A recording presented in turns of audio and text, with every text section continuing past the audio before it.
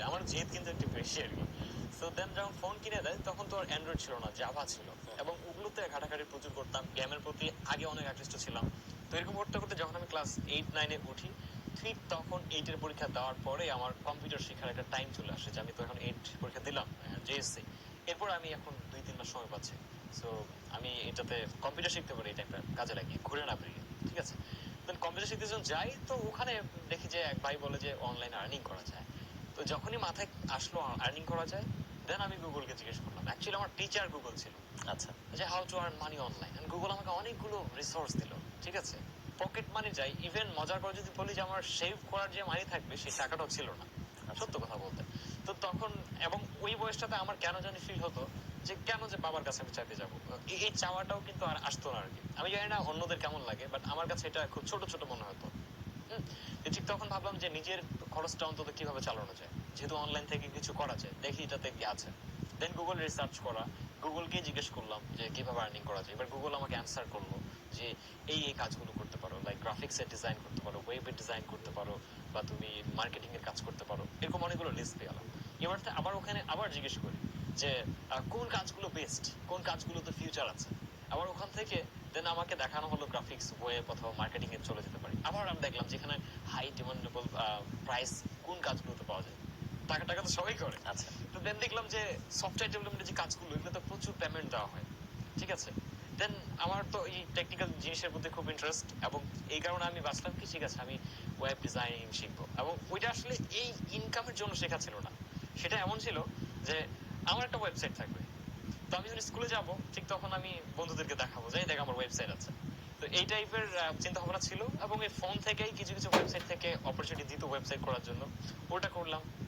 দেন পরে জানলাম যে এই কাজগুলো যদি আমি বাইরের কারোর জন্য করে দিই তাহলে তখন পেমেন্ট পাওয়া যাবে। ঠিক এইভাবে স্টার্টটা করার পরে এখন একটু খুলে বলি আপনাকে, হ্যাঁ, আমার বাবা কিন্তু ছিলেন আর্মির একজন সদস্য, আর্মিতে জব করেছেন, এবং উনি 85 রিটায়ার করেছেন, ঠিক আছে। আর আমি তাকে হারিয়েছি প্রায় 2016-এ, এখন বড় ছেলে বলা যায় আর কি। তো আমার বাবা ওই 19 শতকের ছিলেন বলে উনি কিন্তু বুঝতেন না যে আসলে ফ্রিল্যান্সিং কি জিনিস, এটা সেটা। তো আমি তো জানি যে অ্যাকচুয়ালি আর্নিং করা যায়, এবং এখনো বর্তমানে অনেক ফ্যামিলি আছে যারা জানে না যে এটা একটা one of the best profession.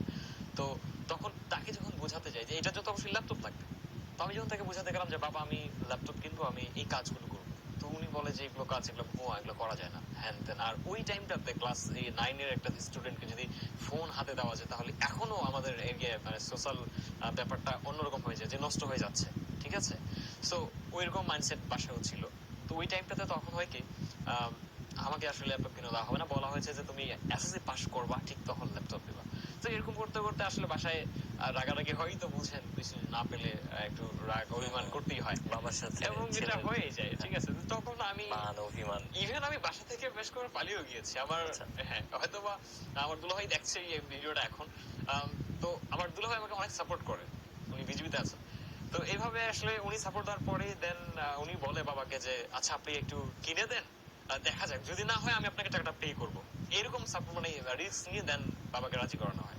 ঠিক তারপরে তখন ল্যাপটপ যখন কিনে দেয়, কিনে দেওয়ার পরে দেন এই কাজগুলোর বিষয়ে রিসার্চ করলাম কিভাবে করা যায়, ল্যাপটপ হাতে, এখন তো সবকিছুই আমার দুনিয়াটা হাতে হয়ে গেল। ঠিক ওই টাইমটাতে আমার মাইন্ডসেটটা অ্যাকচুয়ালি আলাদা দিকে জানি, লাইক একটা ল্যাপটপ হাতে পেলাম বা একটা স্মার্টফোন এখন যদি কিনে দেওয়া হয় একটা স্টুডেন্টকে, সে হয়তোবা যাবে প্রেম করতে যাবে, নতবা ওটা নিয়ে গান শুনবে, নতবা ফেসবুকে করবে, অনেক টাইম স্পেন্ড করবে। কিন্তু ওই সময়টাতে এই চিন্তা আমার আসেনি। আমি ভাবছি যে এটা থেকে দেখি এর মধ্যে কি আছে, আমি লাস্ট পর্যন্ত যাব। ঠিক ওইভাবে চেষ্টা করতে করতে করতে আজকে প্রায় 8টা বছর আজকে আপনাদের এই টিভির পর্দায়। আচ্ছা, বাহ, খুব মজার একটা গল্প। তো আমি একটু জানতে চাইবো যে আসলে বাংলাদেশে ফ্রিল্যান্সিং এর কি অবস্থা এবং এর সম্ভাবনাটা কতটুকু? ওকে, বাংলাদেশে ফ্রিল্যান্সিং এর অবস্থা, আমি যখন স্টার্ট করেছি তখন ফ্রিল্যান্সিং এর অবস্থাটা আসলে খুব একটা ভালো ছিল না বলতে বলা যায়। কেন, তখন খুব অল্প গুটি কিছু ফ্রিল্যান্সাররা ছিল, এবং তাদেরগুলো দেখে দেখে কিন্তু আমরা শুনেছি। আমি এখন অবশ্যই রাসেল ভাইয়ের কথা বলবো, রাসেল আহমেদ, এবং তিনি অ্যাকচুয়ালি স্টার্টিংটা করে, মানে এটার উদ্ভাবনটা বেশি করে করে আমার মতে। আমি তাকে দেখে ইন্সপায়ার্ড হয়েছি, লাইক এই টাইপের প্রোগ্রাম আমি তার দেখেছিলাম যে রাসেল একটা ছেলে, এবং সে ফ্রিল্যান্সিং করছে, ভালো আর্নিং করছে, তার বাসা হচ্ছে কুষ্টিয়া ভেড়ামারাতে। ঠিক ওইগুলো দেখে আমি ইন্সপায়ার্ড ছিলাম, এবং এখন এখন ওই টাইমটাতে ভালো কোনো কন্টেন্ট ছিল না যে কার কাছ থেকে শিখবো, ট্রেনিং সেন্টার ছিল না, এবং ইভেন আমি যে কারোর কাছে হাতে কলমে শিখে নেবো সেটা ছিল না। ইভেন ওই টাইমটা যখন ট্রেনিং সেন্টার থাকে না বা কেউ গাইডলাইন হিসেবে লোক থাকে না, সেই টাইমটা তো আপনি মনে করেন যে কাজও করার জন্য লোক পাচ্ছি না আমি, বাইরের কোম্পানি তো কাজ করতে পারবো না। ঠিক তখন কিন্তু ধরেন যে কাজের লোক কম ছিল, বাট এখন কিন্তু অনেক বেশি। এবং ওই টাইমটাতে বাংলাদেশ আর্নিং এর দিক দিয়ে প্রায় 10 বা 12 নম্বরে ছিল, ঠিক আছে, কাজের দিক দিয়ে 7-8 নম্বরে ছিল এরকম। কিন্তু আজকে বাংলাদেশ রাইট, আমাদের এই যে গত 17 সালের আপডেটে আমরা দেখেছি যে বাংলাদেশ ওয়ার্ল্ডের দ্বিতীয় পজিশনে আছে ফ্রিল্যান্সিং এবং উপার্জনের উপর দিয়ে। সো এটা ওয়ান অফ দ্য কি বলবো greatest achievement of our country. এখান থেকে চিন্তা করে যে পাকিস্তান ছিল, পাকিস্তানকে ক্রস করে আমরা চলে এসেছি 2য় নম্বরের পজিশনে, এবং নাম্বার 1 আছে ইন্ডিয়া। আর ইন্ডিয়ার কথা চিন্তা করলে তো বলা যায় ইঞ্জিনিয়ারের রাজস্ব। সো ওখান থেকে হয়তো বা ওয়ান ডে আমরা সেটাও ক্রস করতে পারি, বিকজ আমাদের কাজের কোয়ালিটি অনেক ভালো। সো আমাদের দেশ এখন দ্বিতীয় পর্যায়ে আছে ওয়ার্ল্ডের, ইউএস ইউরোপিয়ান কোনো কোম্পানি মানে কান্ট্রি নেই। সো এই ক্ষেত্রে এটাতে আমি খুব আশাবাদী। আরেকটা হচ্ছে যদি আমরা স্কিলফুল ওয়ার্কার তৈরি করতে পারি, তাহলে এটা আসলে অনেক দূর এগিয়ে যেতে পারে, সম্ভাবনা অনেক ভালো। আর আরেকটা দিক উল্লেখ করে দিচ্ছি, অনেকেই ভাবে যে যত দিন যাচ্ছে ওয়ার্কার বাড়ছে, এই ফ্রিল্যান্সিং কি কখনো স্টপ হয়ে যাবে কিনা, এই কোশ্চেনটা অনেকেই করতে পারে। তো এটার জন্য ছোট্ট একটা কনসেপ্ট, আমরা আগে কিন্তু দেখেন যে হাল চাষ করেছি না, তো ওই সময় তো পিটাই পিটে হাল চাষ করছি, কিন্তু এখন এখন তো হ্যারো চালে, তাহলে ওই মানুষগুলো কি করে খাচ্ছে? ট্রাক্টর দিয়ে করছে, তাহলে ওই মানুষগুলো কি মারা গেছে? ওরা আলটিমেটলি কিছু একটা করছে, ট্রাক্টরটার দেখাশোনা করছে, রাইট? সো মানে দিন যাচ্ছে, দেশ আপডেট হচ্ছে, এবং সাথে কি হচ্ছে, এবং কাজের চাহিদাও কিন্তু দিন দিন কাজের চাহিদা বাড়ছে, প্লাস আমার স্কিলটাও কিন্তু আপডেট করতে হচ্ছে। এই হচ্ছে ব্যাপার। তো ফ্রিল্যান্সিং এর কোনো এন্ডিং আচ্ছা, আমাদের সঙ্গে একজন দর্শক আছে, আমরা দর্শকের ফোনটি নিয়ে তারপর আসছি। যে দর্শক আপনার নাম বলে প্রশ্নটি করবেন। আমি মান্নান জি মান্নান, আপনার প্রশ্নটি করবেন। যে আমি জানতে চাচ্ছিলাম যে বাংলাদেশে বর্তমানে যে ফ্রিল্যান্সাররা কাজ করতেছে, জি হ্যাঁ, তাদের ফিউচারটা কেমন? জি মান্নান, আমার মনে হয় এই প্রশ্নের উত্তরটা নাসিম দিয়েছেন কিছুক্ষণ আগে, যে আসলে বাংলাদেশের বর্তমান যে প্রেক্ষাপট, সেই প্রেক্ষাপটে আসলে এর সম্ভাবনা এবং ফিউচারটা খুবই ব্রাইট, এবং সে কারণে তার কিছু পরামর্শ নিশ্চয়ই তার আছে। স্যাটিসফ্যাকশনের জন্য আমি আরেকটু খুলে বলছি। আপনাকে ধন্যবাদ করেছেন। আপনাকে বলছি যে বাংলাদেশের ফ্রিল্যান্সারদের জন্য যে কোশ্চেনটি করেছেন যে ভবিষ্যৎটা কিরকম, এটা আসলে এন্ডলেস বলা যায়। বিকজ আপনি চিন্তা করেন যে আজকে যত দিন যাচ্ছে, যোগাযোগ যত বাড়ছে, কাজের চাহিদাও কিন্তু তত বাড়বে। বিকজ একটা ওয়ার্কারকে কল সেন্টারে যখন আমরা একটা কাজ করতে যাবো, লাইক ধরেন যে সাপোজ একটা call centre customer support manager হিসেবে সে কাজ করছে ওই দেশে, আমেরিকার মধ্যে। আমি যেটা করেছি, ঠিক আছে, প্রিভিয়াস 6 মান্থস আগে আমি যে কাজটা করেছি, তো ওকে পার আওয়ার $30 পেমেন্ট করা হয়, রাইট? এবং সে কি কিছু করে না, সে করে কি একটা রুমের মধ্যে বসে একটা সফটওয়্যার আছে, কানে হেডফোন দিয়ে কথা বলছে। এবং সেখানে যদি ওই কোম্পানির মালিককে বলা হয় যে এক কাজ করুন, এই সেটআপটা আপনি বাংলাদেশে করুন এবং ইংলিশ স্পিকিং করা এরকম একটা মানুষ আমি বসিয়ে দিচ্ছি, আপনি মাত্র $5 পেমেন্ট করবেন, সে কি করবে কিনা? সো অনলি আমরা ইউএস কে চিন্তা করে দেখি, কতগুলো স্টেটস, এবং যদি পুরো ওয়ার্ল্ডটাকে চিন্তা করি, তাহলে দেখেন কতগুলো কান্ট্রি এবং কতগুলো কান্ট্রির ইনবাউন্ড আউটবাউন্ড কল আসবে। সো জাস্ট একটা সেক্টর এন্ড একটা স্কিলের কথা বললাম, এখানে যদি আরো অনেকগুলো স্কিল থাকে, web graphics, digital marketing, SEO, 3D animation, architecture থেকে শুরু করে ট্রান্সক্রিপশন, ট্রান্সলেশন, অনেকগুলো আছে। সো যোগাযোগ যত আপডেট হচ্ছে, ডিজিটালাইজ হচ্ছে, ঠিক তত ফ্রিল্যান্সিং এর চাহিদা বাড়ছে, আর মানুষ অবশ্যই আউটসোর্স করবে মানে অল্প মূল্যের শ্রমিক নেওয়ার জন্য। মান্নান, নিশ্চয়ই আপনি আপনার প্রশ্নের উত্তরটি পেয়েছেন। আচ্ছা, আমরা নাসিমের কাছে আরেকটা বিষয় জানতে চাইবো, যে আসলে এই যে ফ্রিল্যান্সিং আপনারা করছেন, আপনি প্রায় 8 বছরের বেশি সময় ধরে ফ্রিল্যান্সিং করছেন, সেক্ষেত্রে কোনো ধরনের কোনো বাধার সম্মুখীন হয়েছেন কিনা, বা কোনো ধরনের কোনো অন্তরায় আছে কিনা? আচ্ছা, এই ফ্রিল্যান্সিং এর বাধা, বাধা বলতে হ্যাঁ, আগে কিছু বাধা ছিল। যেমন প্রথমত, যদি নতুনদের ক্ষেত্রে বলি বাধাটা কেমন, 18 ইয়ার্স এর নিচে যদি হয়, তাহলে যেটা হবে, ফ্রিল্যান্সিং সে করতে পারবে, কিন্তু ইন ফিউচার তাকে যেটা করা হয়, কোম্পানি তাকে আটকে দিতে পারে যে তোমার বয়স কত, 18 ইয়ার্স ওল্ড। যদি না হয়, তখন তারা করে কি, ভেরিফিকেশনের জন্য অবশ্যই একটা আইডি কার্ড সাবমিট করতে বলে। যে প্রবলেমটা আমি পড়েছি, এটা তো অনেকে পড়ে এবং আমার ইউটিউবে অনেক কমেন্টস পাওয়া যায়, তো এটা আজকে ক্লিয়ার হয়ে যাবে। তো আমি তখন করতাম কি, আমার বাবার বা মায়ের নামে অ্যাকাউন্ট করে ফেলতাম, ঠিক আছে, ওদের কোম্পানির ওয়েবসাইটে, এন্ড দেন ওদের আইডি কার্ড সাবমিট করতাম। সো পরিচয় থাকতো আমার বাবা মায়ের, বাট কাজ করতাম আমি। এটা হলো একটা বাধা। এবং দ্বিতীয়ত যখন আমি পেমেন্টটা নিতে যাই এই বাধাটা কখন পড়েছি জানেন, যখন আমি পেমেন্ট আমার সব ঠিক আছে, আমি $1000 আমি আর্নিং করে ফেলেছি, তাদের কোম্পানির অ্যাকাউন্টে আছে, এবার আমাকে ব্যাংক ট্রানজাকশন দিতে হবে। তো ঠিক যখন আমি ব্যাংকে যাচ্ছি ঠিক তখন আমাকে বলা হচ্ছে যে আপনি একটা স্টুডেন্ট অ্যাকাউন্ট করতে পারেন, আপনি একজন স্টুডেন্ট, এখন ইন্টারমিডিয়েট পড়ছি বা এসএসসি শেষ করেছি। তাই আমি বললাম যে স্টুডেন্ট অ্যাকাউন্টে লিমিট করতে বলো যে আপনি খুব বেশি হয়তো বা 20,000 বা 30-50,000 টাকা অ্যাড করতে পারবেন। তখন আমি ঘাবড়ে গেলাম, তাহলে আমি কি করতে পারি?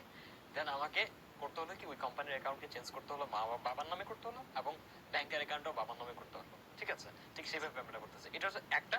আর আমরা এখন 18 ইয়ার্স পার করার পরে এখন তো নিজস্ব সবকিছু হয়ে গেছে।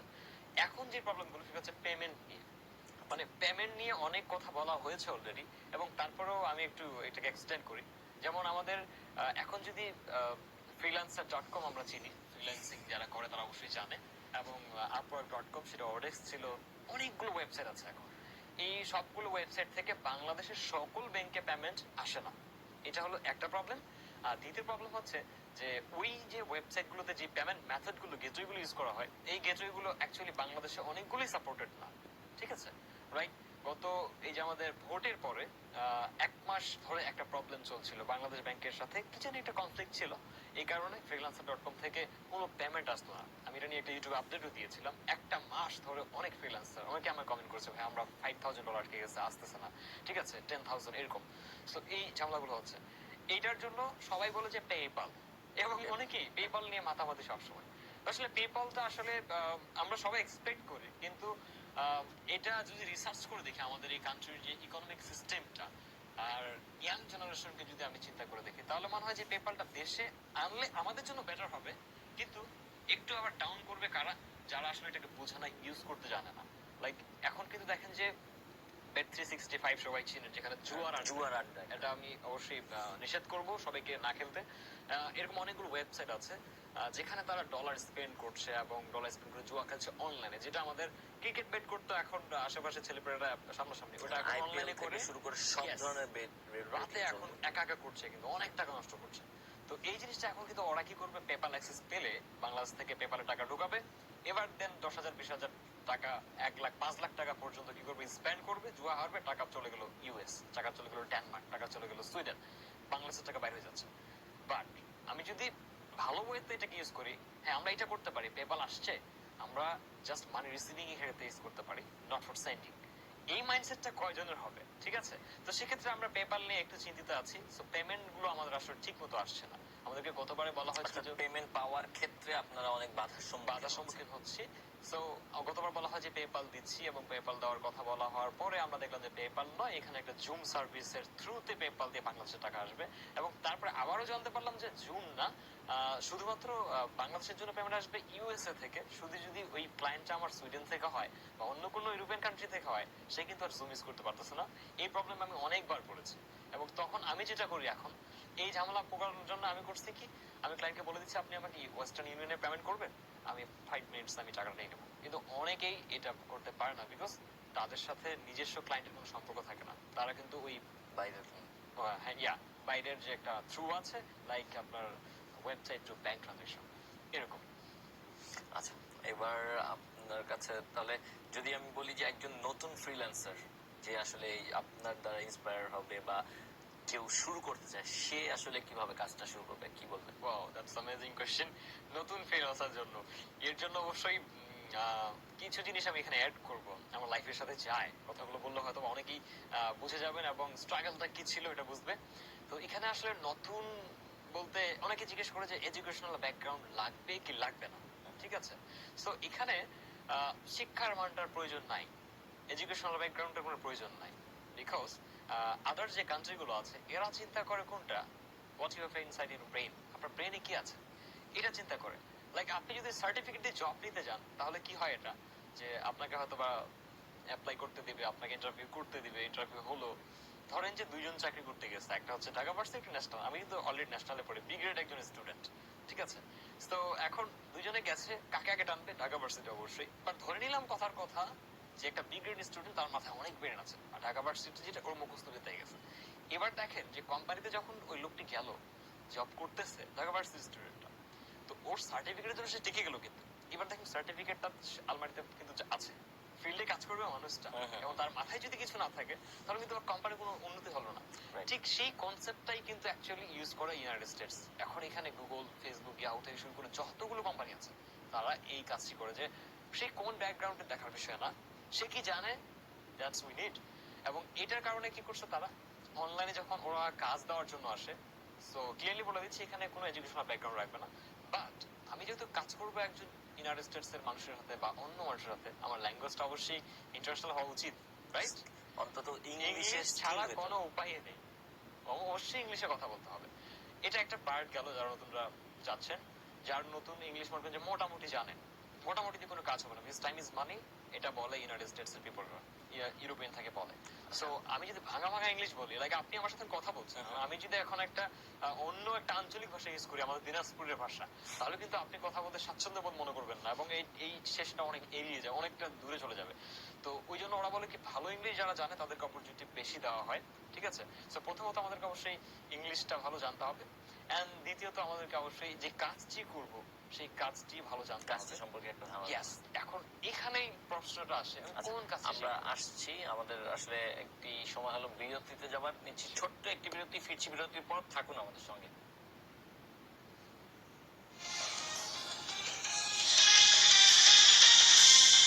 Web base software engineer, so সেখানে আমি জাস্ট ওয়েব ডিজাইন ডেভেলপমেন্টটা রিকমেন্ড করতে পারি।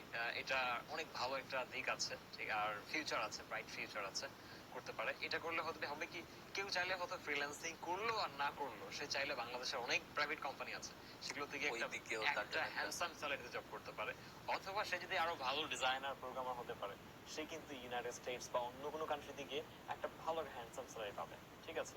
So it's up to the person who is doing the job. আচ্ছা, আমাদের সঙ্গে একজন দর্শক রয়েছেন, যে দর্শক আপনার নাম বলে প্রশ্নটি করবেন। হ্যালো নাসিম, আমি হাফিজ বলছি। ও মাই গড, হাসিফ ভাই ফোন দিয়ে দিয়েছে। জি ভাই, আপনার নাম বলেছেন, প্রশ্নটি করবেন।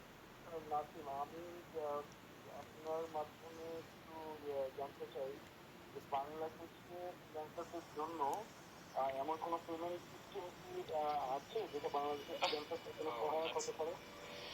জি, অনেক ধন্যবাদ আপনাকে। ওকে, হাসিফ ভাই থ্যাংক ইউ আপনাকে। উনি জিজ্ঞেস করেছেন যে বাংলাদেশের জন্য এমন কোনো পেমেন্ট সিস্টেম আছে কিনা ফ্রিল্যান্সারদের জন্য, যেটা আমরা অলরেডি ডিসকাশন করে ফেলেছি। সেটার জন্য অবশ্যই আছে। বাংলাদেশে কিছুদিন আগে একটি মাস্টার কার্ড লঞ্চ করা হয়েছে। এটা আসলে গত ফেব্রুয়ারিতে মেবি লঞ্চ করা হয়েছিল এবং নতুন ভাবে আরো একটা ইনোভেশন প্রোগ্রাম করেছে স্বাধীন মাস্টার কার্ড নামে। এবং এই স্বাধীন মাস্টার কার্ড ব্যাংকের সাথে থ্রু হয়ে আসছে এবং এই স্বাধীন মাস্টার কার্ড অ্যাকচুয়ালি একটা ইনোভেশন প্রোগ্রাম করেছে, কোলাবোরেশন করে ফেলেছে পেওনিয়ার একটা মাস্টার কার্ড আছে যেটা আমরা ইউজ করি ওয়ার্ল্ড ওয়াইড, ফ্রিল্যান্সাররা করে, শুরু থেকে আমরা করে আসছি, এটা কিন্তু প্রায় 2011-12 থেকে করে আসছি এবং সেই তখন থেকে ওইটা থেকে পেমেন্ট নেই এবং বাংলাদেশে যে কোনো বুথে আমরা ইনসার্ট করে টাকা বাংলাদেশি টাকায় বের করে নিই।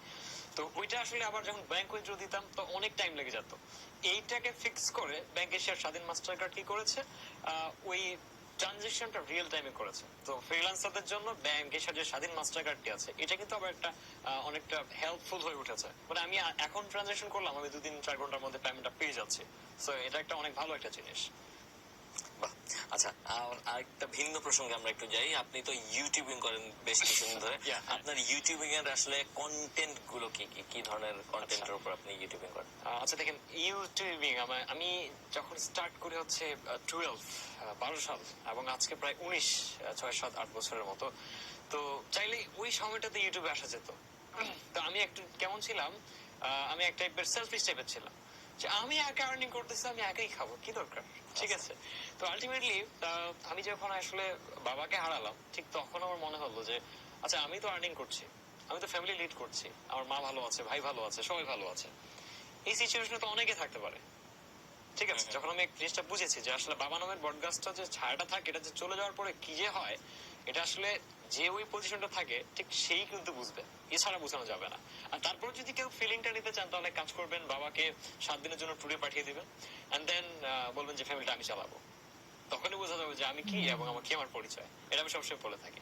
তো এই টাইমটাতে আমার 17 সালের পরে 18 সালের পরে আমি হারিয়েছি 16 সালে, এখন 1.5 বছর পরে 2 বছর পরে 18 সালের শুরুর দিকে মনে হলো যে না, আমি আমার এই যে কষ্টটা ফিল করি এরকম যেন আর কেউ না ফিল করে, ঠিক আছে? এবার আমি আমার এই বিদ্যাটাকে বিলাবো।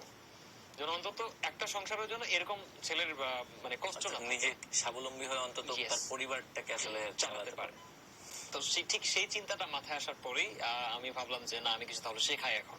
সো ইউটিউবিং এ অনেকে আসে ইনকামের জন্য, অনেকে আসে আবার মানুষকে হেল্প করার জন্য, লাইক আমাদের আইমন সাদিক করছে, সবাইকে মোটিভেট করছে। সালমান সাদিক আছে, কিছুদিন আগে ও আসছিল ইয়াং নাইটে, আমরা সবাই মোটামুটি পরিচিত। তো আমারও ইচ্ছাটা এরকমই ছিল যে নোট ফর আর্নিং। আমার যদি প্রথম দিকের ভিডিওগুলোকে ফলো করে থাকে তাহলে দেখবে যে আমার কোনো ক্যামেরাও ছিল না, সেট আপ, আমি জাস্ট সিম্পলি আসতাম লাইভে এবং গাইডলাইন দিয়ে চলে যেতাম। তো হুট করে দেখি যে মানুষ আমার কথাগুলো নিচ্ছে, হ্যাঁ, ভালো লাগছে তাদের। ঠিক তখন আমি ভাবলাম তাহলে আরো কিছু দেওয়া দরকার, যেন আমি প্রতিনিয়ত ভিডিও তৈরি করে যাই এবং ফ্রিল্যান্সিং বিষয়ে আসলে ফ্রিল্যান্সার কি জিনিস এবং কিভাবে টাইম স্পেন্ড করতে হবে, কোথায় কি শিখতে হবে, এই টু জেড গাইডলাইন গুলো আমি দিয়ে গেছি এবং অলরেডি প্রায় 550-এর উপরে ভিডিও আপলোড করেছি এবং পার ভিডিও 30 মিনিটস 20 মিনিটস এরকম কতগুলো কথা বলতে হয়েছে। ওকে, আমাদের সঙ্গে একজন দর্শক রয়েছেন। ওকে, যে দর্শক আপনার নাম বলে প্রশ্নটি করবেন। আমার নাম মেহেদী হাসান মুন্না। জি জি, আপনার প্রশ্নটি করবেন। আমার প্রশ্নটি হলো, আমি একজন গ্রাফিক ডিজাইনার। এখন আমার বয়স এখনো 18 হয়নি। আমি গেছে বছর যাবত কোর্স করা শুরু করছি, এখন 18 হয়নি দিকে জন্য আমার freelancer.com সাইটে বিভিন্ন এবং অন্যান্য সাইটে ভেরিফিকেশন নিয়ে প্রবলেম। এখন এই ক্ষেত্রে তার কাছে কিছু কোশ্চেন আছে আর কি, এটা নিয়ে আর কি কোশ্চেন। জি, ধন্যবাদ আপনাকে। হ্যাঁ, আপনি ইতিমধ্যে অলরেডি বিষয়টা clear করে করেছেন। ফেলেছি, যে বিষয়টা আমি পড়েছিলাম। জি। আচ্ছা, তার জন্য আরেকটু বলে দিচ্ছি, আপনার যদি এই ধরনের সমস্যা হয়ে থাকে তাহলে অবশ্যই আপনার যদি 18 ইয়ার্স পূর্ণ না হয় তাহলে অবশ্যই আপনার অ্যাকাউন্টটিকে অবশ্যই আপনার বাবা বা মায়ের নামে করবেন এবং একটা ব্যাংক অ্যাকাউন্ট তার নামে খুলে দুইটাকে সেট আপ করবেন। অবশ্যই আপনার ট্রানজেকশনাল যে উইথড্র মেথড, লাইক আপনি যেখানে পেমেন্ট নিচ্ছেন ব্যাংকে, সেই ব্যাংক অ্যাকাউন্টের নেম এবং আপনার ফ্রিল্যান্সার অ্যাকাউন্টের নেম ম্যাচিং হতে হবে। It's not about the user name. যে ইউজার নেমটা থাকে সেটা আপনার হতে পারে, বাট সেটিংস এর ভিতরে গিয়ে যেই নামগুলো অ্যাড্রেস গুলো থাকে সেগুলো অবশ্যই আপনার বাবার নামের সাথে ম্যাচিং করে থাকবে, যেমনটি ব্যাংকে আছে। আশা করি আপনি আপনার উত্তরটা পেয়ে গেছেন। আচ্ছা, জি, আরেকটু যে বিষয়টা আপনি বলছিলেন সেটা যদি শেষ করতেন। কোন বিষয়টা? আপনি বলছিলেন যে কন্টেন্টের বিষয়টা, যে আপনি হচ্ছে এ টু জেড okay, বিভিন্ন sure. জিনিস তো- শেয়ার করতে থাকেন। হ্যাঁ, শেয়ার করে গেলাম এবং মানুষ সেটাকে নিতে থাকলো, ঠিক এভাবেই চলছে। আচ্ছা। এবং এখন আমার ইউটিউবে যদি কেউ যায় এবং গিয়ে ফ্রিল্যান্সার নাস্তিম একটু মার্কেটিং করে নিলাম, যদি কেউ যায় তাহলে হবে কি, সেখান থেকে টোটাল কনসেপ্ট পাবে যে কিভাবে শুরু থেকে শেষ করা যায়। লাইক আমি একটু বলে দিচ্ছি আপনাকে, যেমন আমি যখন আমার বাবাকে হারিয়েছি ঠিক তখন আমার ইন্টারমিডিয়েট কেবল শেষ হয়েছে, আমি কিন্তু ভার্সিটিতে পড়তে পারিনি। ঠিক আছে, আমার ফ্যামিলিটাও কিন্তু অনেক ডাউন। এক্ষেত্রে ওই সময়টাতে একটা ইন্টারমিডিয়েটের পড়া ছেলে কি করতে পারে, আপনার মতে কি হতে পারে? সে হয়তো বা ওই সার্টিফিকেট নিয়ে একটা জবে যাবে এবং সেই জবটা খুব একটা ভালো হবে না, আই থিঙ্ক, আমার মনে হয় না আজকের বাংলাদেশের প্রেক্ষাপটে। তো এই সময়টাতে যদি আমি আসলে ফ্রিল্যান্সিং না করতাম তাহলে হয়তো বা আমাকে আজকে এই পর্দার সামনে আসতে হতো না, যেতে হতো কোনো একটা কোনো কোম্পানিতে, হয়তো খুব ছোট একটা রোলে চাকরি করতে দিত, হয়তো 10-15 হাজার টাকা বেতন পেতাম আমি, কারণ বাবা তো অনেক বড় টাকা নেই যেগুলোতে আমরা চাকরি নিতে পারি। আমরা একটা বিষয় একটু জানতে চাই, কারণ আমরা অনুষ্ঠানের একেবারে শেষের দিকে Okay. চলে এসেছি। আসলে সেটা হচ্ছে যে ইউটিউবিং এর ক্ষেত্রে কোন ধরনের কোনো বাধা নিষেধ আছে কিনা, যে এই কন্টেন্ট বা এই বিষয়টা ব্যবহার করা যাবে বা এই বিষয়টা ব্যবহার করা যাবে না, এরকম কিছু আছে কিনা? এটা তো অনেকটাই বিশাল একটা জিনিস, মানে বাধা নিষেধ তো অনেকগুলোই আছে। আমি একটা প্ল্যাটফর্মে গিয়ে আমি যা তা করতে পারি না, আমি এখানে আসে কিন্তু যা তা করতে পারবো না। ঠিক আছে, একটা রুলস মেনটেন করতে হবে আমাকে। সো ইউটিউবের মধ্যে যে গাইডলাইন গুলো আছে, কমিউনিটি স্ট্রাইক অনেকেই মানে খেয়ে ফেলে আর কি, কমিউনিটিতে অনেক প্রবলেম করে ফেলে, লাইক ওদের যে রুলস গুলো আছে একটু ব্রেক করলে ঝামেলা করে। তো এখানে সব থেকে বড় যে রুলসটা হচ্ছে সেটি হচ্ছে যে একজনের কন্টেন্ট কপি করে আরেকজন ভিডিও তৈরি করা। আমি একটা কথা বলেছি এবং সেই কথাটার কিছু অংশ কেটে আরেকটা ভিডিও তৈরি করছি, এবং এটি নিয়ে অনেক ঝামেলা হওয়ার পরে ইউটিউব অনলি 30% কন্টেন্ট কপি করার একটা রাইট দিয়েছে, এবং এটিও মেবি 2019-এর মধ্যে বন্ধ হয়ে যাবে। ঠিক আছে, এগুলো করা যাবে না। এন্ড দেন কোনো ভালগারিটি কন্টেন্ট আপলোড করা যাবে না, এগুলো আমাদের দেশও বলে এবং ইউটিউবও বলে। ঠিক আছে, আপনারা চেক করে দেখতে পারেন, এই টাইপের ভিডিও দিলে আপলোড দিলেই কিন্তু ব্যান্ড হবে। এবং এগুলো আপলোড করলে কি হবে, চ্যানেল স্ট্রাইক চলে আসবে, চ্যানেল বন্ধ হয়ে যাবে, এই বা বিদেশি গুলো আছে। আর আরেকটা হচ্ছে যে ইউটিউবে আসলে যদি নিজের স্কিল গুলোকে শো করিয়ে বা কাউকে কোনো কিছু শেখানোর জন্য স্টার্ট করি বা পাবলিক ফিগার হয়ে যায়, সেখানে মানুষকে কোনো কিছু বলতে গেলে অবশ্যই শালীন ভাবে বলতে হবে। এখানে এটার জন্য দেশও একটা স্টেপ নিতে পারে কিংবা ইউটিউব নিজেও একটা স্টেপ নিতে পারে। অনেক ধন্যবাদ নাসিম আপনাকে। দর্শক, আমরা শেষ করছি আজকের অনুষ্ঠান। আগামীতে আবারও দেখা হবে, ভিন্ন কোনো বিষয় নিয়ে কথা বলবো আমরা, অন্য কোনো স্বপ্নবাজ তরুণদের চোখে বাংলাদেশকে দেখার চেষ্টা করবো, এবং আমরাও চাই এভাবে ফ্রিল্যান্সিং বা ইউটিউবিং এর মাধ্যমে বাংলাদেশের যে তরুণ সমাজ রয়েছে তারা তাদের নিজেদেরকে স্বাবলম্বী করবে এবং তারা তাদের পরিবারকে আসলে উপার্জনক্ষম একজন ব্যক্তি হিসেবে তাদের পরিবারের দায়িত্ব নিতে শিখবে। সেই প্রত্যাশা নিয়ে শেষ করছি আজকের অনুষ্ঠানে। এতক্ষণ যারা সঙ্গে ছিলেন তাদের সবাইকে জানাচ্ছি ধন্যবাদ এবং শুভরাত্রি। থাকুন এটিএন নিউজের সঙ্গে।